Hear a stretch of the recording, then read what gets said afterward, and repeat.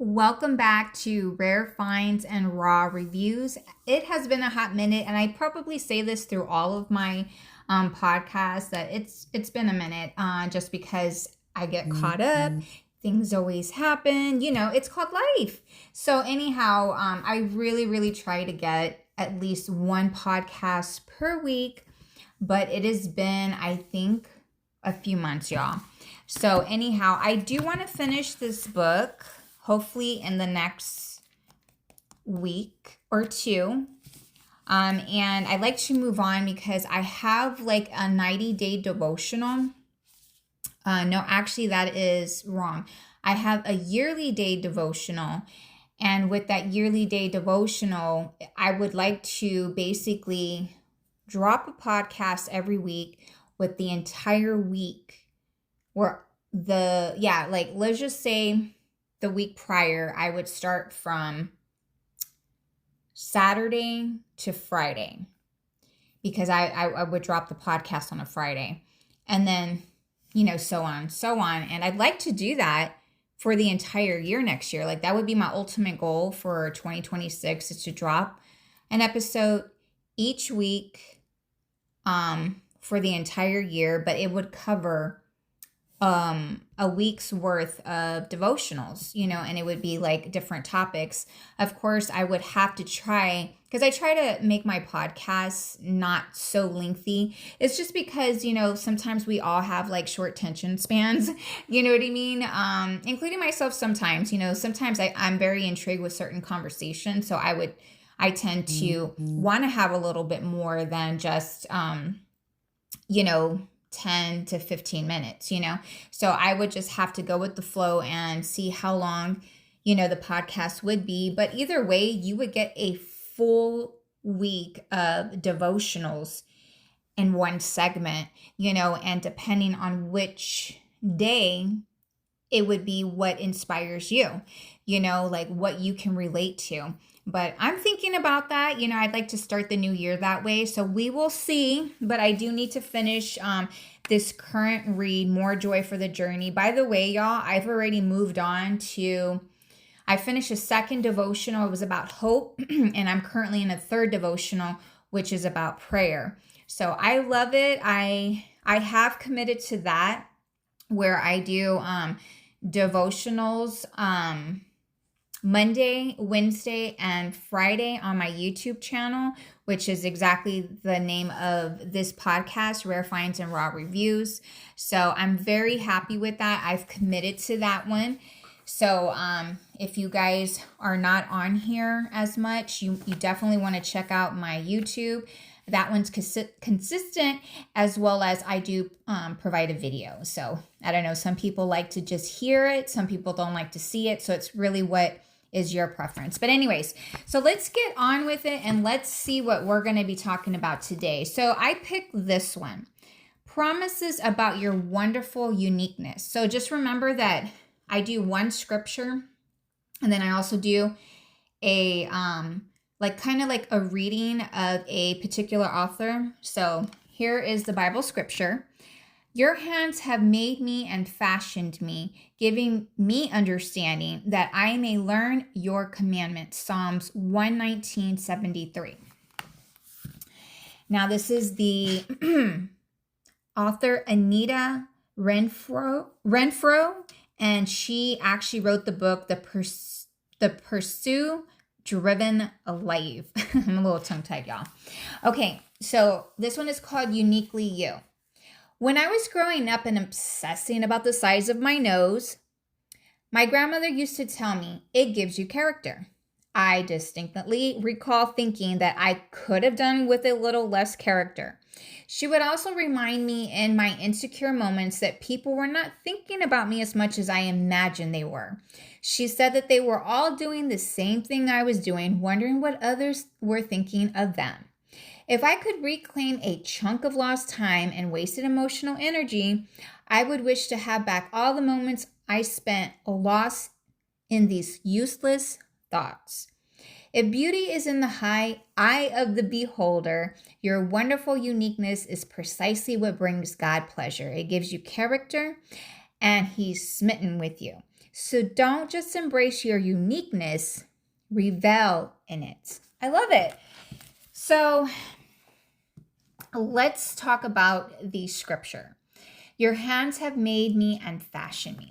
I love that because we have to remember that we didn't make ourselves. Yes, God used our parents, our mother and father to create like an idea of us, but it doesn't mean like they had full credit. He just used them to create you, and give me understanding. So that is true because I rely on God to give me understanding, not only for me just existing, but my journey here on earth with Him. Let's see here.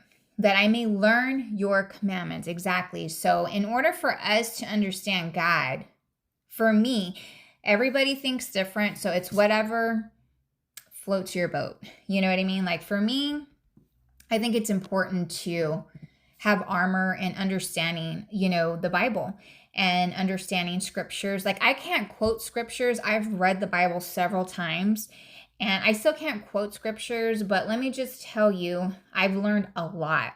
Like I would rather know God, understand God. I mean, we really are not all going to understand God because God He's wonderful and, He's always, doing different things and moving in different ways that we'll never be able to catch up to Him. You know what I mean? But understanding Him, like from a perspective of the Bible, that allows us to have a good relationship and a foundation with Him, which is, to me, as an individual, as a human being, I think that's super important. I'm just like, I probably said it in my other recordings, but I am like that Lauren Daigle song, Thank God. And it is so true. Like I would be nothing without Him. I don't know what I would do without Him. And I don't know where I would go without Him, straight up. So I am definitely everything I am because of Him, So I think that's a great scripture. So that's Psalms 119:73.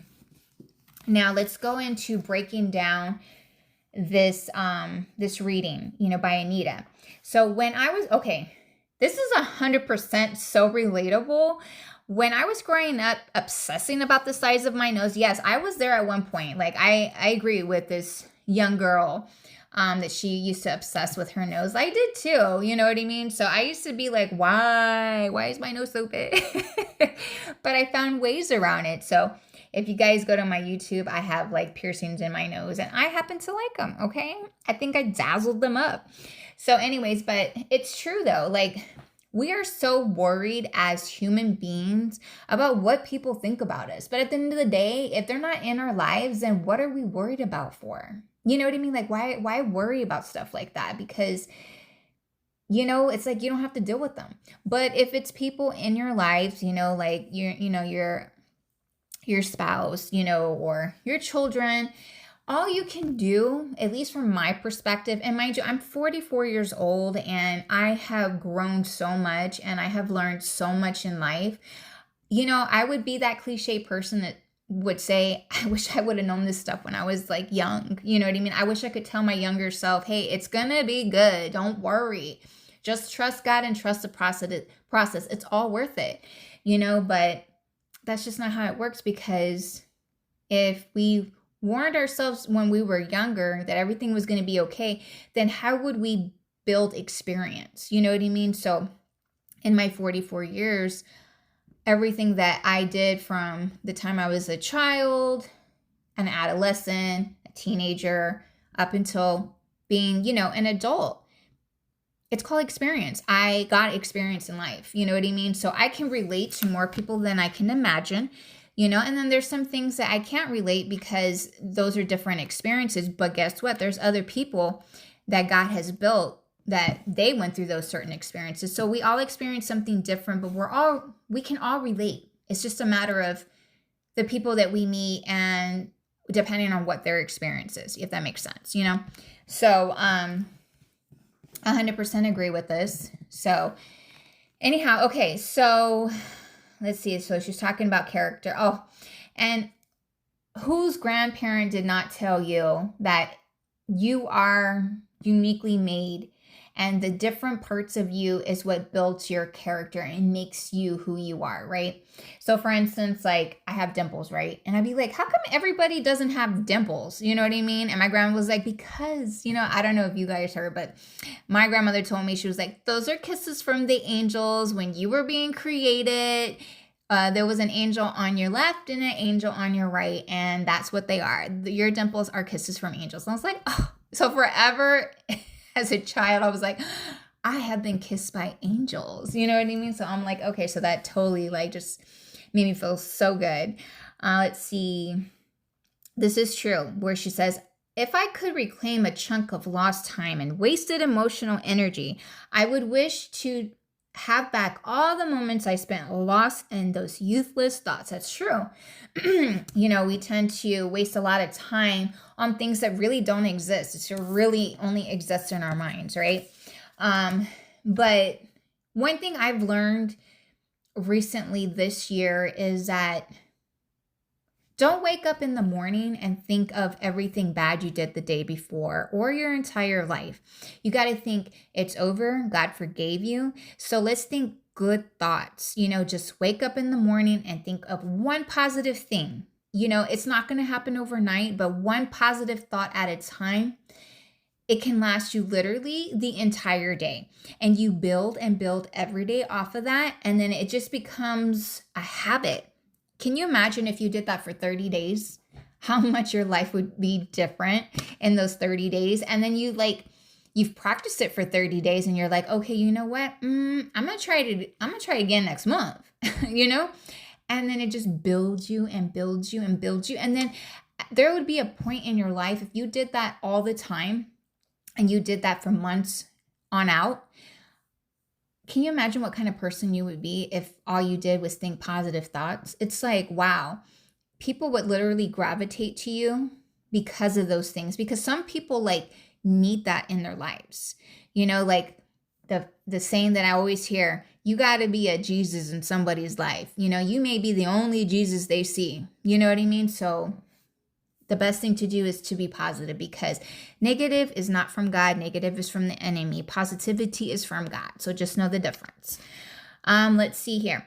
If the beauty is in the eye of the beholder, your wonderful uniqueness is precisely what brings God pleasure. So just the way that you are made is what makes God happy. Don't tweak it. Mm-hmm. It is hard for you to not want to tweak it. And when we say tweak it, we're talking about just doing things you shouldn't be doing. You know what I mean? Like, I don't even want to get into all that. You know what I mean? But just don't tweak what God has made. Take care of what God has made, Let's see here.